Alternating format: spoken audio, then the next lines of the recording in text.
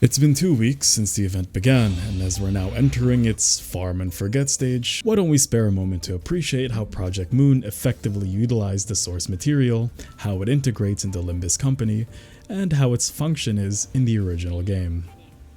More specifically, with the egos. Alrighty bud, Unbrilliant Glory from Mulnar. Hey buddy, I know you don't like it when people get all granular when they're talking about some video game lore, but I'd like to point out that this is a much better match compared to W. W's not even based on a cockroach, you know that, right?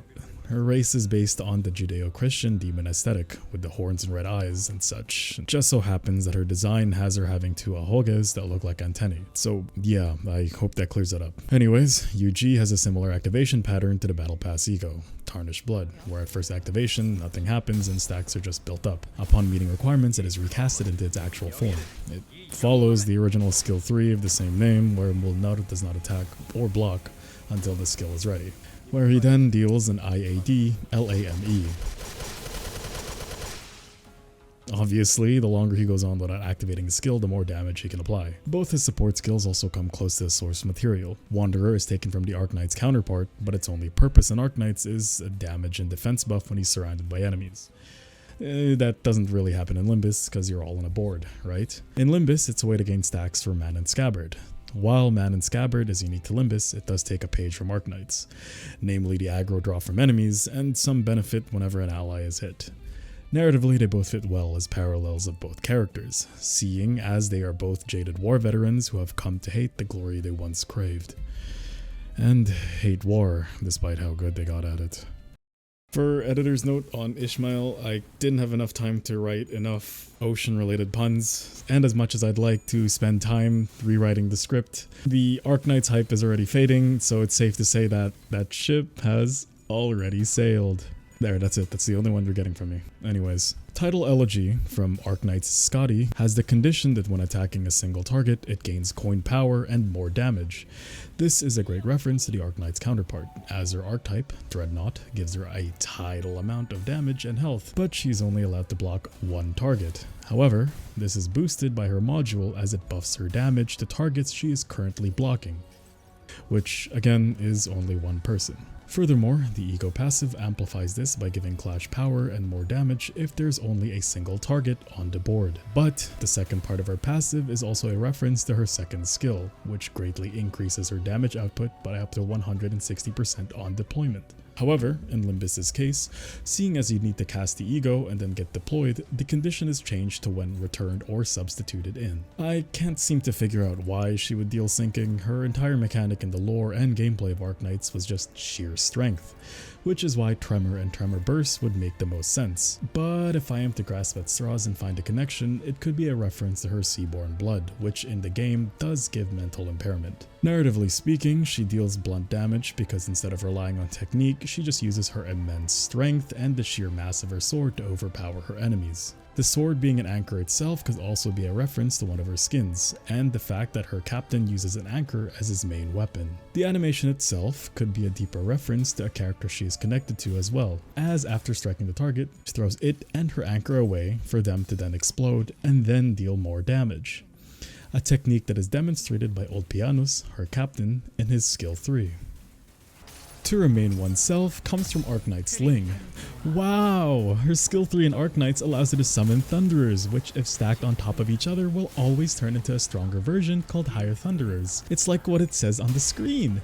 The passive buffs Hongles for every Thunderer stack lost or consumed at the encounter, which mirrors Ling's passive of when a summon is defeated or absorbed or retreated, Ling gains an increase in SP, which is so cool that they did that to allow the extra utility. Given the condition that if used without Thunderers, a portion of its costs are refunded, I suspect that the method for use of this ego is for you to spam at least a cycle of 3, similar to Arknights where you have to summon at least 2 for the big payout of a great Thunderer. Wow! Viewing the cutscene at least 3 times to gain maximum value will be so much fun.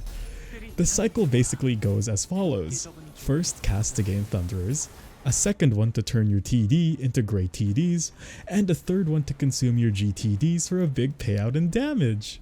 Overall, I would say prioritize picking an ID that can supply the Sin resources in order to sustain the massive cost of needing to cast multiple times to get its full benefits. However, this ID does not seem to have any conditionals that need to be optimized by your ID selection. It does not have a max health percent healing like Kal'tsit. It also doesn't pull aggro, which would need you to sustain health like Milnar, nor does it get a bonus with Sin resonance like Skadi's. I don't know if this is intentional, but this ID is self-serving like Ling in her story and in-game where she just relies on her summons. That's so cool. Command, Meltdown, is obviously taken from Arknights' Kal'tsit's skill using the same name, where monster, her summon, will gain a considerable amount of attack and defense, alongside converting its damage type to true damage for the duration of this skill, hence the rupture. As you may notice, there is a stipulation in the overclocked variant of this attack that states when the ego fails to kill or stagger, Faust takes self-damage. Interestingly, in Limbus Company, the self-damage will not be enough to fully incapacitate her, but in Arknights, it can actually kill monster, as the self-damage percentage is 50% of monster's max health. Monster dying also serves a purpose as they detonate, dealing 1600 true damage and stunning the surrounding enemies for 8 seconds. A feature Sam is surprised didn't make it into the collaboration, considering how there are IDs and egos that reward you with self-destruction already in the game. Her passive, appropriately named Doctor, could be a reference to the player character of Arknights, the Doctor. Or it could be a reference to her profession and purpose of this passive. Faust heals herself and an ally with the lowest HP percentage. If Faust is at full HP, she heals other allies with the lowest HP percentage instead.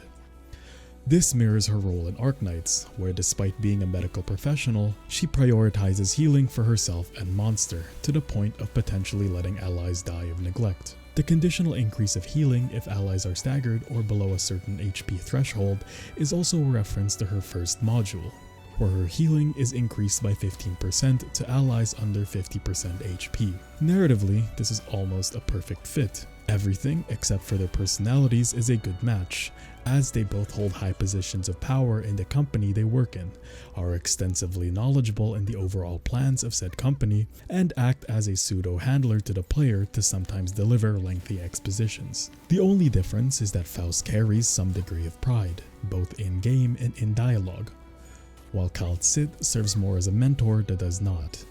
This is because Kal'tsit is a perfect example of a humble, caring, and powerful character that has an extreme amount of aura, and everything else pales in comparison to her as a character. Overall, the egos do a great job at representing the characters they are based on, and resonate well on their selected sinners. The event did a great job at utilizing the source material without making it so players would require prior knowledge in order to enjoy it. The callbacks were quick and not required in the story, but does offer an extra layer to those who know, and have my tiny roach brain fire a synapse or two whenever a recognizable face or quote appeared. Though I usually don't like story collabs, as by default it detracts from building up the main game's story in favor of showcasing the featured collaboration, Project Moon has shown us that it is capable of featuring guests and basing equipment on it without losing the main focus of the game. Thank you so much for watching, and be sure to drink plenty of water.